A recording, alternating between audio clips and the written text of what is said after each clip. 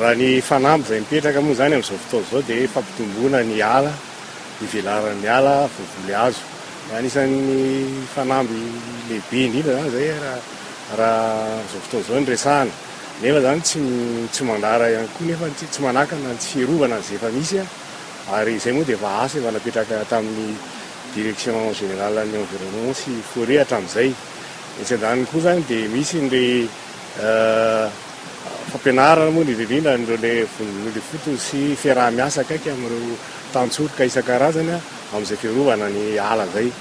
Zay nga raha amin'ny ankapobeny ny hoe inona ny tena zavatra ngezabe amin'izao fotoana zao zany mahakasika ny ala zany indrindra eto Madagasikara. Atsika moa zao anaty parc, zany hoe mazava ho azy fa efa manana ny fifehezana azy toy ny toerana misy atsika itony. Tsapa zany fa mbola misy ny ala matevina eto amin'ny toerana misy atsika zao.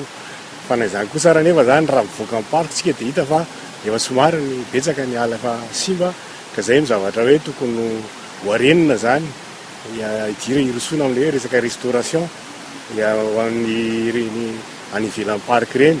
Fa raha ny anaty parc araka ny voalazako teo dia hita fa mbola ao anatin'ilay ala mbola matevina sy ala zay mbola voakady zany misy atsika raha amin'izao fotoana izao. Ny zavatra rehetrarehetra zany dia hoe mba mitovy ny fomba fandrafetana na tsy fomba fandrafetana fa ny fanasokajiana ny ala rehefa miresaka tsika momba ny hoe resaka fikirakirana carte zany, any hoe hoezahana zany ny ifandraisan'ireo le fikarakarana zay ataon'ny aty amin'ny Red Plus sy ny aty amin'ny fanka dia zay ampitahina zany aty atoerana inona ny zavatra misy marina tokoa raha ampitahina amin'ilay zavatra vovolavola zany tany anaty borontany.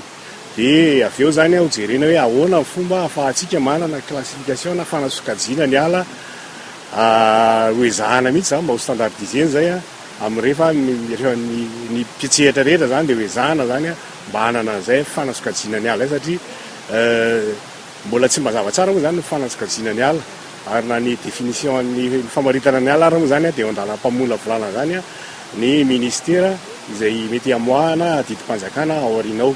Anisan'ny tanjona ray ngezabe zany zay mba ahafahana manana outil fitaovana zany amin'ny fanapahan-kevitra amin'izay fomba rehetra hitantanana ny ala na fanarenana, fiarovana, fambolena hazo tsotra zany dia anisan'ny zavatra andrasana amin'izao atrika azy zao.